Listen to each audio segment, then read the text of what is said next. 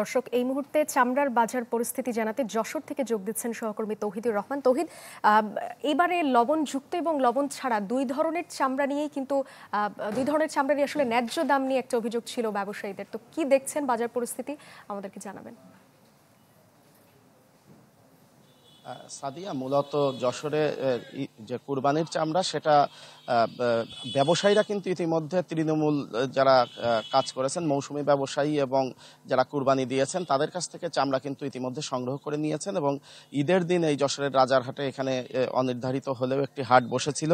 এরপরে গত দুদিন ধরে এখানে কিন্তু শুধু চামড়া প্রসেস অর্থাৎ লবণ মেশানোর কাজটি চলেছে। আপনি দেখছেন যে বিভিন্ন আড়তদাররা যারা চামড়া সংগ্রহ করেছেন চামড়া মাখিয়ে এখন এইগুলো ফেলে রেখেছেন বিক্রির আশায়। আগামী শনিবারে মূলত এখানে বড় হাট বসবে, এর আগে আগামীকালও একটি ছোট পরিসরে হলেও হাট বসবে। এই দুই দিন মূলত কুরবানির হাটের চামড়া এখানে বিক্রি হবে।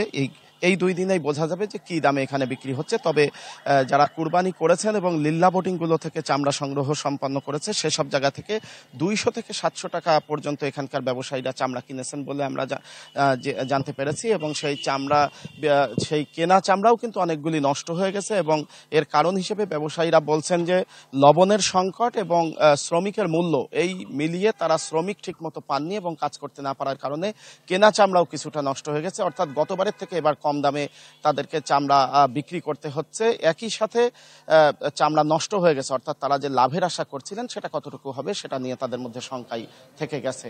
এরই মধ্যে আপনি জেনেছেন যে বাণিজ্য উপদেষ্টা আজকে এই বাজার পরিদর্শনে আসছেন বিকাল নাগাদ। সাবিয়া। তৌহিদ, ধন্যবাদ আপনাকে। চামড়ার বাজার পরিস্থিতি জানাতে যশোর থেকে যোগ দিয়েছিলেন সহকর্মী তৌহিদুর রহমান।